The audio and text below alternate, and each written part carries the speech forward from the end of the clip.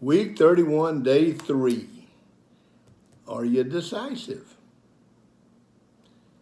Did you decide yesterday that you're going to get those goals done? You're going to do what some people may say is impossible. Now, there are a lot of you out there that are in the same boat that I was in years and years ago. We were very poor economically. Not family-wise, but economically. And so my oldest brother was told, there's no telling how many times he was told, you can't go to college. You can't go to college. You can't. You can't. What you can't do. And dadgummit, he not only couldn't go to college, he couldn't read.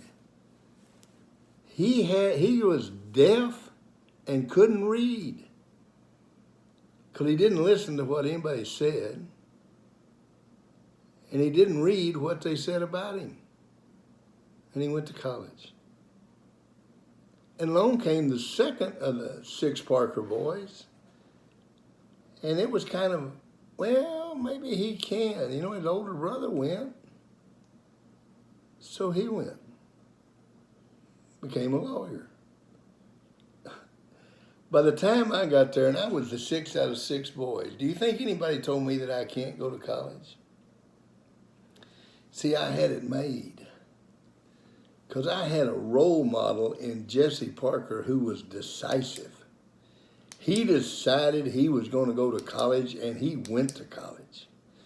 So when I came along, the teachers, the people in that town, the barber, everybody, where are you going to go to college?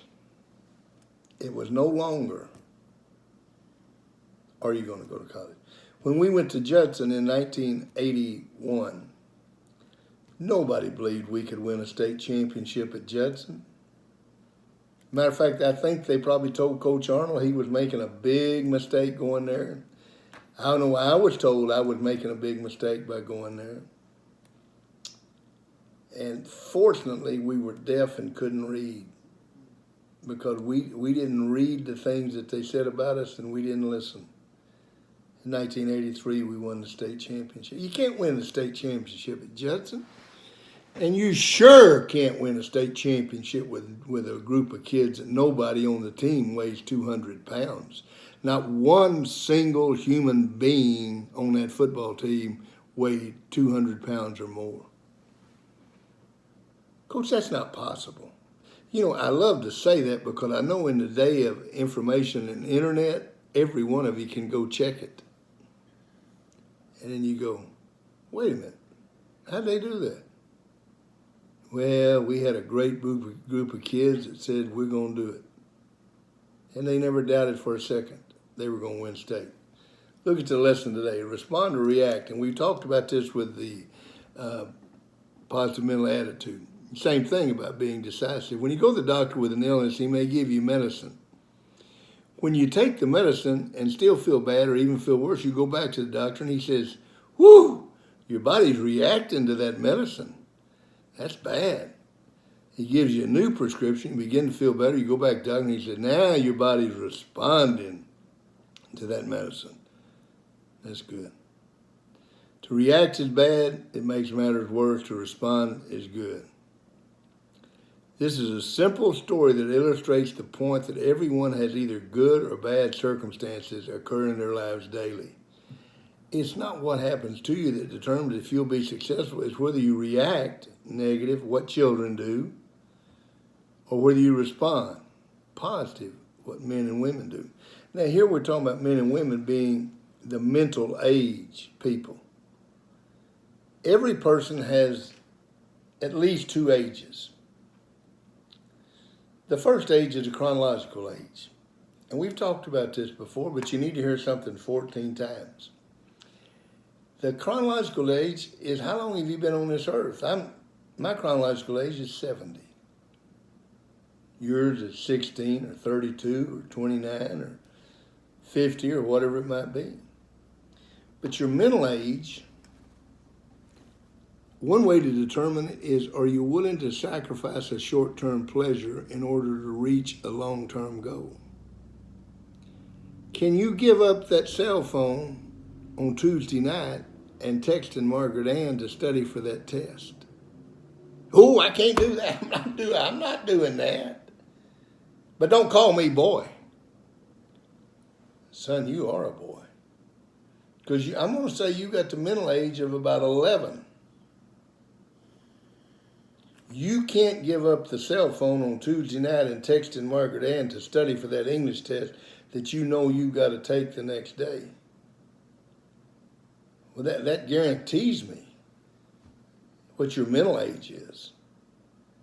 And that 83 football team I talked about that won the state championship without a 200-pound player,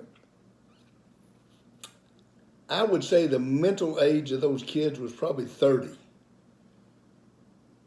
I have coached with some 14-year-old mentally coaches. I have had the great honor to coach a bunch of 16-year-old mental men. They're willing to sacrifice their short-term pleasure for a long-range goal. Now look at it. Number one, you fail a test. Give me an example of a reaction. Wasn't my fault. It was a bad test. The teacher did a bad job. I didn't get to study because my mom and dad had a fight, and I didn't get a chance to study. Give an example of a response. Be honest. Accept responsibility. How does this affect every situation? See, are you going to be decisive? Are you going to be a role model and decide, I'm going to respond? You say, how does this was a lesson that was in positive mental attitude, exactly. This is a lesson that's in decisive, because are you going to decide to respond or react? Because you make that decision before it happens.